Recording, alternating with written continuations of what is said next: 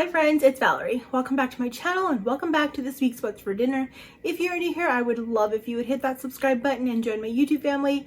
And don't forget to leave a like or a comment down below. It really does help my channel.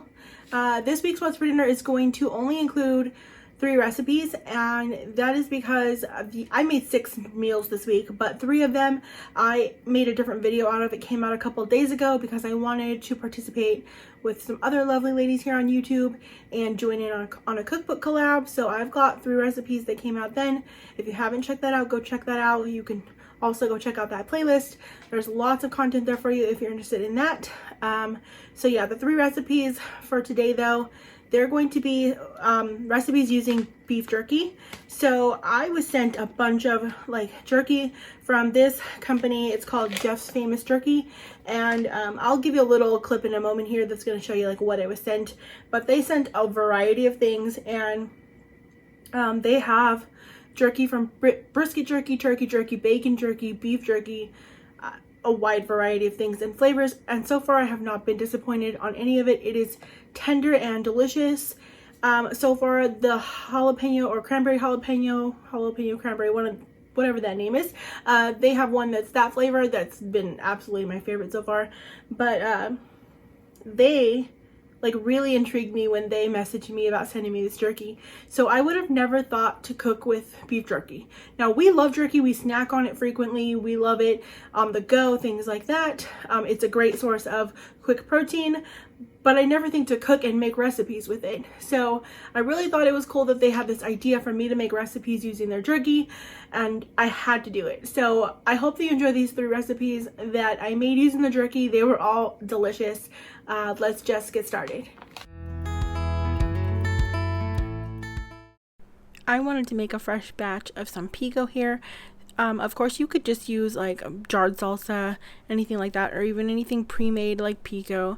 I just had some fresh produce that I wanted to use up, so I didn't have quite the amount of tomato that I wanted, but I'm using 2 tomatoes, and I'm using some red onion.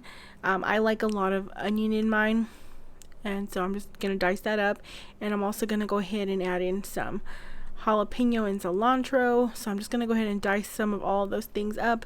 I wish I had another tomato, but I didn't. In the end, I do realize I have some cherry tomatoes, so I add them later on.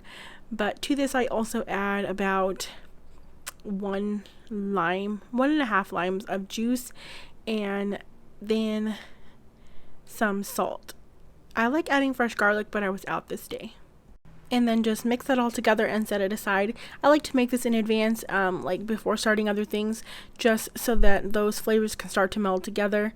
You can definitely do this hours in advance. I'm just doing it while I'm before I do any of the other ingredients to this meal. Now, I'm going to be taking 2 of these Jeff's Famous beef jerkies. I'm taking the habanero heat wave and the jalapeno carne asada. I wanted to kind of use a balance of flavor here, maybe a little less, to make it a little less on the spicy side, or of using just all habanero. But these are packed with a bunch of flavor, which was delicious on these nachos. So I'm just putting those into a little electric chopper here, and I'm going to pulse that just to make it really finely chopped. Then I'm just taking some of these white corn tortilla chips. This is just what I already had on hand. If you don't want too thin of a chip though, of course with nachos like this, they could be really soggy, but these actually ended up fine and crispy. They weren't as thick as a restaurant style, but they were decent. And I put these on top of a baking tray, and I'm just kind of pulling out of the bag some of the bigger pieces, because the bottom had a lot of small broken pieces. I don't really want much of that on here. I kind of want to keep this to some of the bigger pieces. It's all going to kind of stick together with that cheese and ingredients, but just try to get some of your full-size tortillas there, or tortilla chips. And then I've taken a can of black beans. I rinsed and drained them, and now I'm just going to go ahead and pour those on top of all of my chips. I would have liked to drain them a little better. I had a moment there where there was a pocket of water, but I did get it to the side of the pan, thankfully. And now I've taken some cheddar cheese that I grated up. Didn't really measure, just kind of eyeing what I like. This is an extra sharp cheddar as well. I love extra sharp cheddar. So I'm just gonna put a nice layer of that on top of the beans. And then on top of that, I'm gonna go ahead and pour on all my jerky pieces, trying to make a nice even layer of that. And wow, I was so surprised by just how amazing I would have never thought of this, like using jerky in recipes like this. And I love beef jerky. Like, I love all kinds of jerky. Turkey jerky. So many types of jerky do I love to snack on, but never would have thought to cook with it. Here's where I was telling you that I realized I have like grape tomatoes. So I just grabbed a handful of those and chopped them up. This way I just add a little more tomato to that pico because it was lacking there on the tomato end of things. I baked these nachos at 350 degrees, and about 10 to 15 minutes I just watched it. I love how this jerky really just softens up when it gets heated up. It was like eating nice chunks of meat on these nachos. And there is that pico. I put green onion, sour cream, the works here. I love avocado on it. These were so good. I mean, we never say no to a plate full of nachos, but I was so surprised with how delicious these were. I'm going to be using a couple types of cheese today for these grilled cheese. I'm using some Gouda, so I'm going to go ahead and grate that up. I also thought Havarti would be a nice option. I have that sliced though, so I don't really have to prep that part. But I'm also going to be pairing this with some cranberry jalapeno beef jerky. I thought that sounded like a really great flavor combination with the Havarti and the Gouda. Like, I thought that sweet flavor would complement that very well. So for this jerky, I just pulled it out and I'm gonna kind of roughly chop that down to some smaller bits. I left it a little bit chunky. I don't want it as fine as when I used a little electric pulser. Next, I went ahead and spritzed a large pan with a little bit of olive oil, and I have this over like medium heat. And I added in an 8-ounce container of baby bella mushrooms that are sliced. These are pre-sliced. You can slice them yourself if you'd like. You could also use white mushrooms if that's a preference. I just really like the flavor. I love all mushrooms. You can give me any mushrooms, I'll love them. But I do love those baby bella mushrooms. So once those got a little bit softened, I added in that jerky and I just kind of stirred that together, and the moisture from the mushrooms really just softened this up. I was so surprised by this. It turned it into actual just like chunks of meat all over again. Like, they were so tender and amazing. This is me showing you that I was going to be using that Havarti cheese. I use mayonnaise on the outside of my bread, so I put some mayonnaise on the outside of my bread there and I put that down. I'm just putting that on a little flat top grill pan here, and I'm putting a layer of that Gouda cheese down, and then some of the mushroom and jerky mixture. Now, this was messy. Was it worth it in the end? Completely. It was so amazing, but messy. It only was an extra minute of my life, but it felt like, why won't this stay on here? Next time I will melt like my cheese, maybe the Havarti cheese. I'll portion off what I'm going to use on a grilled cheese in the pan and just kind of let the cheese melt on top. It might be easier to just scoop it all on to that bread real quick, but just put the amount that you want. I would say that in total this mixture would make about 3 grilled cheeses. This is not a very small bread, so if you're using a shorter length of bread, then you could probably get 4 out of it. But then, yeah, on top of that mixture, I put the Havarti slices. That's going to kind of like sandwich that between 2 types of cheese, which will melt and keep it all together intact. And I just served this with some basic like Campbell's tomato soup that I just seasoned with some salt and pepper. And wow, these were so good. I love a good grilled cheese, but I don't normally make them with lots of different ingredients. And let me tell you, mushrooms are already something we love, but with those cheeses and that cranberry jalapeno jerky, they were fabulous.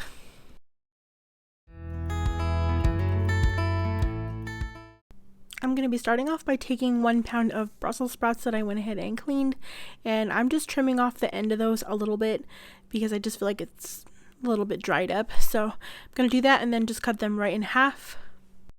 And now to a large skillet over medium-high heat, I am taking some avocado oil and I'm going to put some in there, maybe 2 to 3 tablespoons worth. I do end up adding more later. I just felt like it needed some more. But for now, I started off with that, and I'm placing all my Brussels sprouts down in one even layer. I'm putting them the flat side down. I want to do this to get a nice golden color on the bottom of those before I start stirring them around. So I'm going to put them down like this and let them cook untouched for about 6 minutes, and I do add a little bit of salt to the top of those while they cook. After about 6 minutes has passed, I'm going to go ahead and give those a quick toss.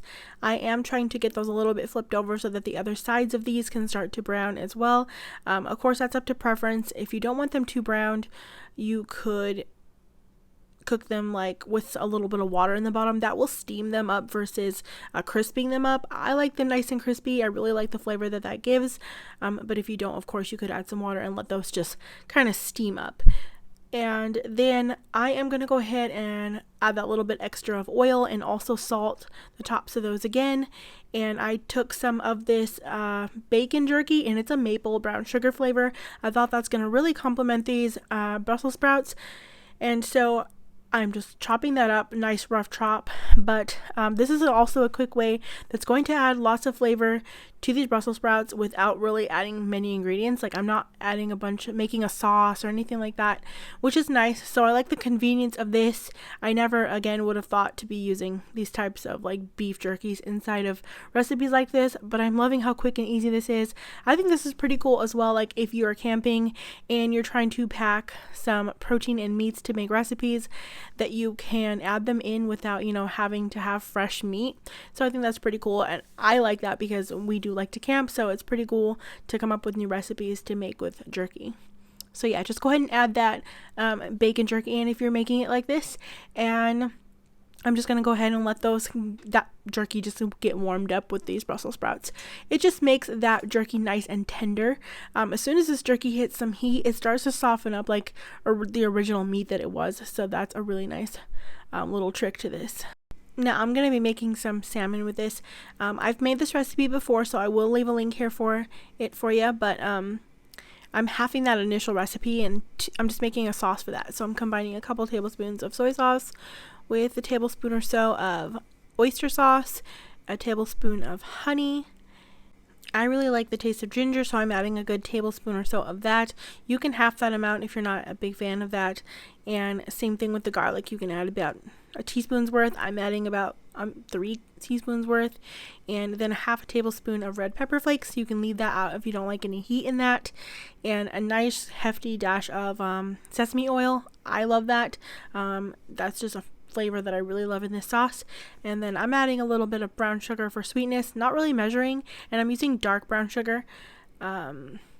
Maybe about, it looks like I'm putting a lot in there. It's just because I didn't have a lot left, and what I had was like hardened up a bit, so it took some scrape in there, but it might have been just a tablespoon's worth, maybe no more than 2 tablespoons worth there. Just mix that together, and I need a little bit more soy sauce for that, so maybe I added another tablespoon's worth of soy sauce. And now to the salmon, I've went ahead and just coated that in a little bit of flour. I find that leaves a nice crunchy exterior on the salmon, which I really enjoy.